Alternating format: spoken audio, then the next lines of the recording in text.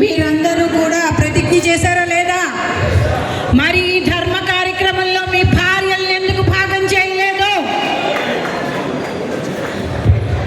మీ బిడ్డల్ని ఎందుకు తీసుకుని రాలేదు? ఎందుకంటే మొక్కై వంగినప్పుడే మానే వంగుతుందండి. చిన్నతనం నుంచే మన ధర్మం గురించి చెప్పినప్పుడే అది నరాల్లో జీర్ణించుకుంటుంది.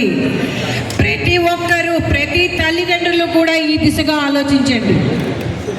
ఆదివారం వస్తే ఏదైనా వండుకుని తినడం, లేకపోతే ఒక సినిమాకి వెళ్ళడం, లేదంటే ఒక షాపింగ్కి వెళ్ళడం. ఇవాళ ఎంతమంది దేవాలయానికి వెళ్ళారు? ఒక్కసారి చేతులెత్తండి. ఈరోజు ఆదివారం సెలవు, ఎంతమంది దేవాలయాలకి వెళ్ళారు? సంతోషం, కనీసం ఒక 10 మంది వరకైనా ఎత్తారు. ఇదే గొర్రెల మంది అయితే అందరూ చర్చికి వెళ్తారు. ఎందుకు మన పిల్లలకి మన ధర్మం వైపు అడుగులు వేయించడం లేదు? ప్రతి తల్లిదండ్రులు మీకు మీరు ప్రశ్నించుకోండి. ముందుగా అమ్మలు మీకు మీరు ప్రశ్నించుకోండి.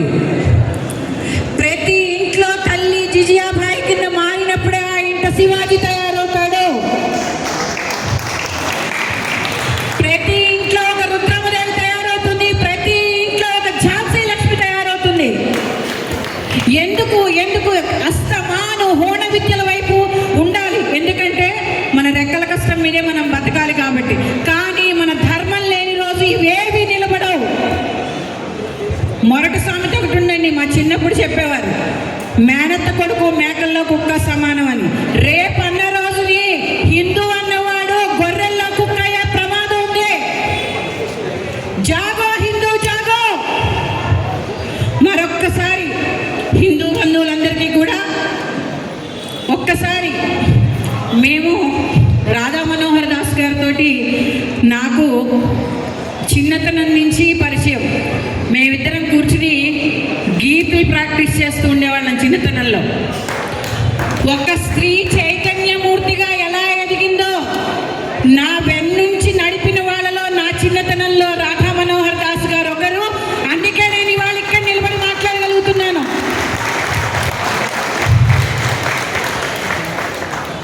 అందరము కూడా, ఎందుకంటే ఈరోజు నేను హిందువుని అని చెప్పుకునే ప్రమాదంలోకి మనం అందరం వెళ్ళిపోతున్నాము.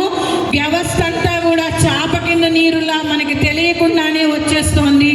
ప్రతి మహిళ జాగృతం అవ్వండి. పంచమాంగళ్యాల యొక్క గొప్పతనాన్ని తెలుసుకోండి.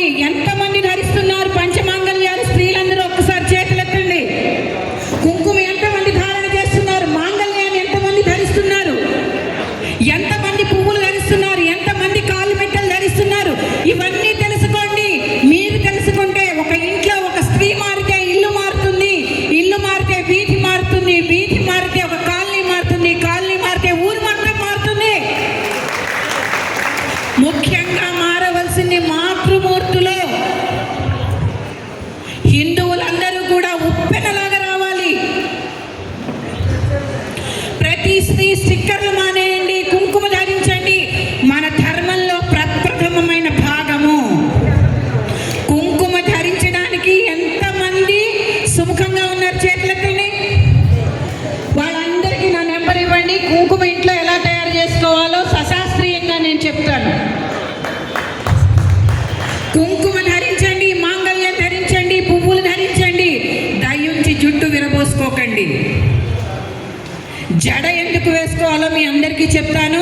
మీ భార్యల్ని ఇక్కడికి తీసుకురాని వాళ్ళందరూ కూడా జడ యొక్క గొప్పతనాన్ని మీ ఇంటికి వెళ్ళి చెప్పండి. జడ యొక్క గొప్పతనం ఏంటి తెలుసా అండి? మనలో ఉండే సత్వరజస్తమోగుణములకి సంకేతము జడ. మన కుటుంబంలో ఎంతమంది అయితే గుణాలతో ఉంటారో వాళ్ళందరూ, మన వెంట్రుకలు ఎన్ని ఉన్నాయో అంతమంది ఉంటారు ఒక స్త్రీ కుటుంబంలో. వాళ్ళందరినీ కూడా ఒక అందమైన జడలాగా అయ్యి ఈ భారతదేశానికి చూపిస్తానని చెప్పడమే ఈ జడ యొక్క గొప్పతనం. ఇవన్నీ మన ధర్మంలో భాగమే. ఇవన్నీ తెలుసుకునే ప్రయత్నం చేయండి. ముఖ్యంగా మాతృమూర్తులు జాగృతం అవ్వండి. ఒక్కసారి చిన్న గీతతో నేను ముగిస్తాను. జనజాగృత నవ భారత మహోదయం ఈ కనుల